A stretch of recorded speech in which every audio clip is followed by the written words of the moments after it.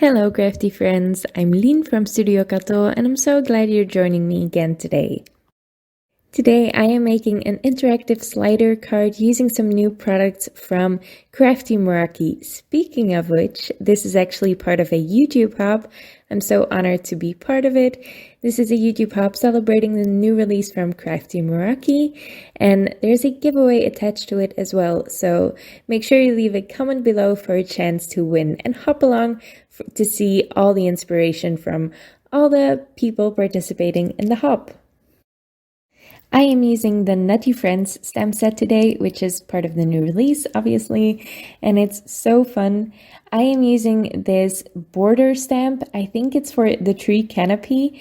There's a gorgeous tree included in this stamp set as well, but I am curving it to make a pile of leaves, and I stamped 3 piles of leaves that way. I'm also stamping the rolling squirrel. I think she's just rolling on the floor laughing, but I'm going to make her roll around in these leaves today.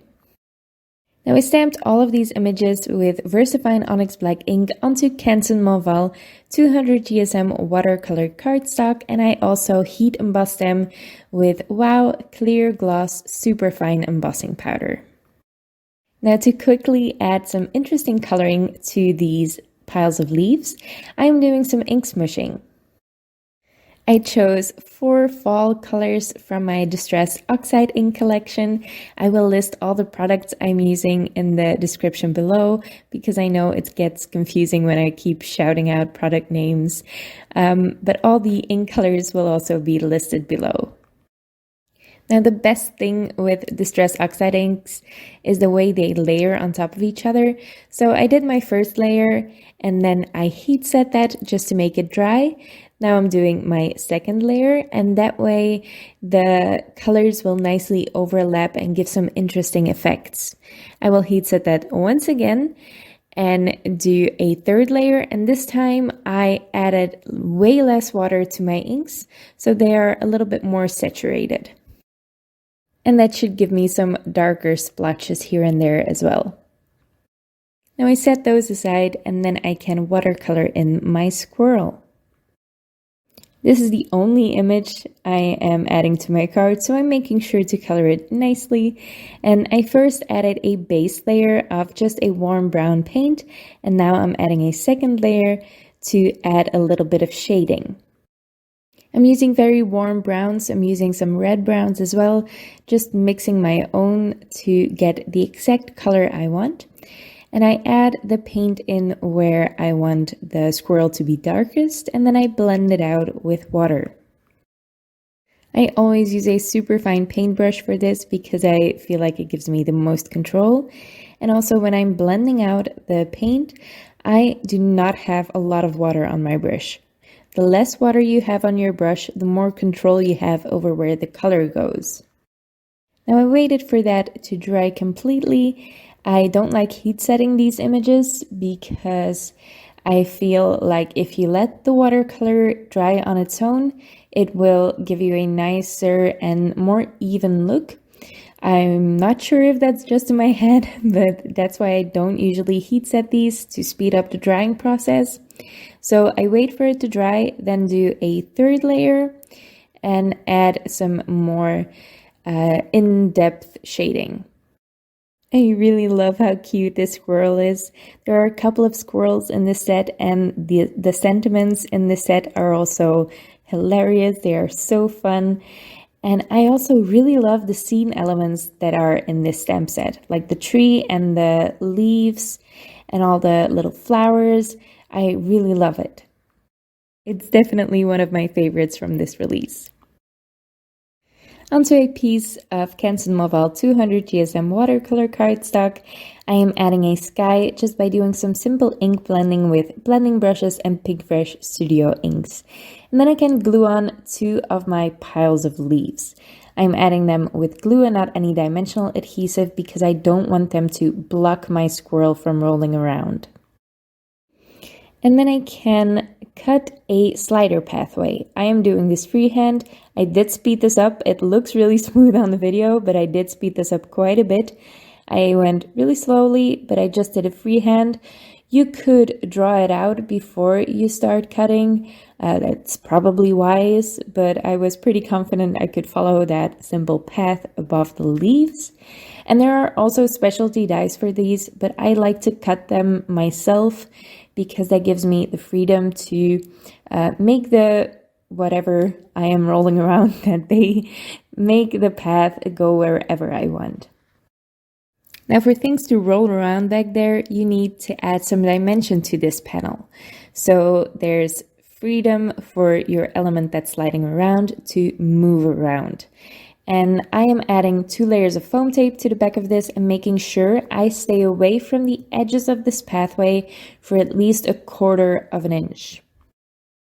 And the way I like to make these sliders is I take a tiny coin. This is a 1-cent coin, and I am putting a foam square in the middle of that, and then I can adhere my slider element to that. Now I peeled off all the backings of all that foam tape, and I'm just backing that with a piece of very light blue cardstock that would match my sky.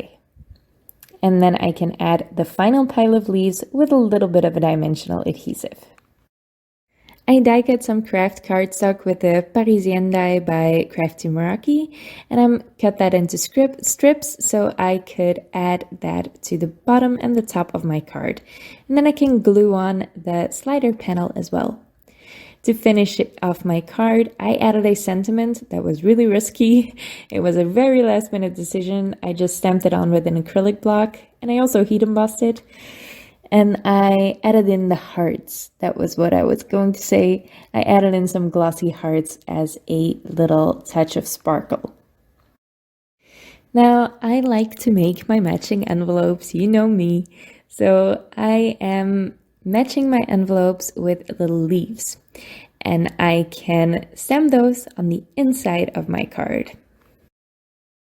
Now you saw me curve the stamp again, and you saw me do it at the start of the video as well. So I did that 3 times for this envelope, and then I can do some ink smushing on the inside of this envelope as well. Now I didn't emboss these leaves like I did the leaves on the card, I just forgot.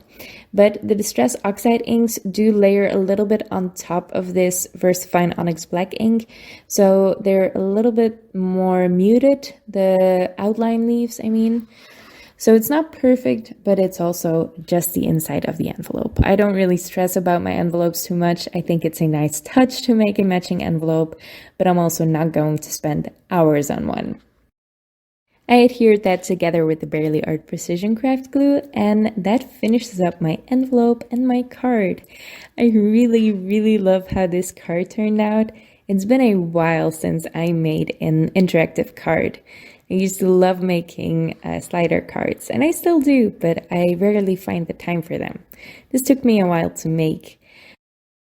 I spent about 2 hours on the card and another 15 minutes on the envelope.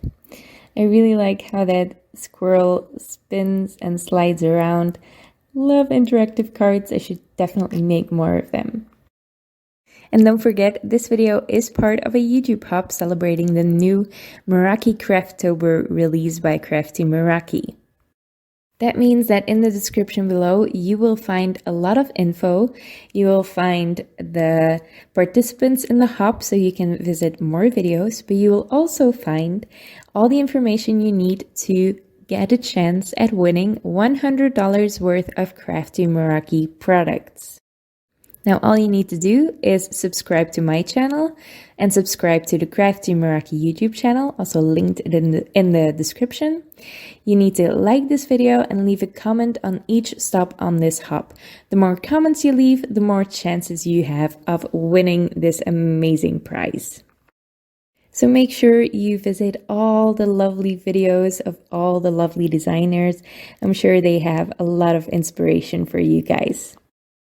I'm really happy you stopped by my video today. I hope you liked it. If you did, make sure to leave a thumbs up on this video and leave your thoughts in the comments below.